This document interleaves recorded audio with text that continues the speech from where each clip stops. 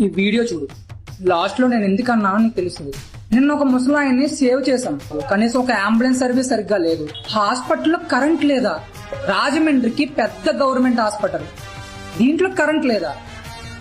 నేను అప్పుడు గమనించలేదు సరిగ్గా. నేను తాతగారిని బ్రతికించాలి, అక్కడ అడ్మిట్ చేయాలి, ఇది ఒకటే ఆలోచన నాకు. అప్పుడు నేనేం పట్టించుకోవాలా. తర్వాత వీడియో పోస్ట్ చేసా, చూస్తుంటే కరెంట్ లేదు.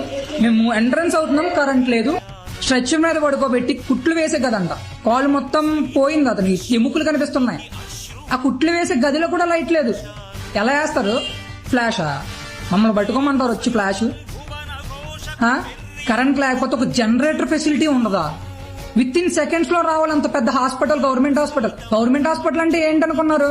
ఒక దేవాలయం, దాంట్లో డాక్టర్లు దేవుళ్ళు. Sir CM sir Chandrababu Naidu గారు, మీరు కూడా హాస్పిటల్కి వెళ్ళిన వాళ్ళే కదా, మీ పరిస్థితి ఏంటో నాకు అర్థం కాల. ఏదైనా వర్క్ జరుగుతా కరెంట్ లేదు అనుకుని నెక్స్ట్ డే మార్నింగ్ వెళ్ళాం విజిటింగ్ కి, ఆ తాతగారికి ఎలా ఉందని. అప్పుడు కూడా కరెంట్ లేదు, అది కూడా విజిబుల్ చేస్తాం చూడండి. లేదు, కనీసం విసురుకుంటున్నారు పిల్లలు, పేషెంట్లకు విసురుకుంటున్నారు.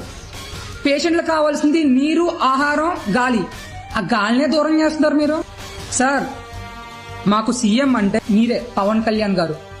నేను ఇది ఏ పార్టీకి చేయట్లేదు, మీకు యాంటీగా చేయట్లేదు.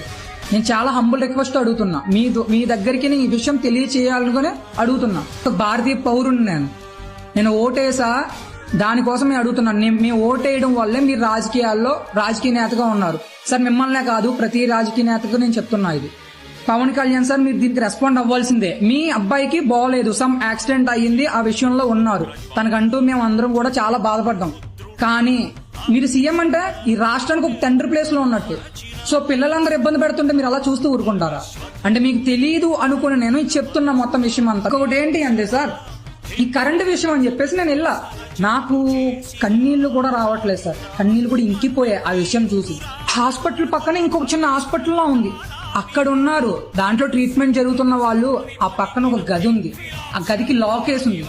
కనీసం అక్కడ అటెండర్ లేడు, నర్సు లేదు, డాక్టర్ లేడు. ఎప్పుడు వచ్చిపోతున్నారో తెలియదు. కనీసం వాళ్ళ పొజిషన్ ఎలా ఉందో చూసారా సార్? పడుకోవడానికి బెడ్లు లేవు, తుప్పట్టిన బెడ్లు.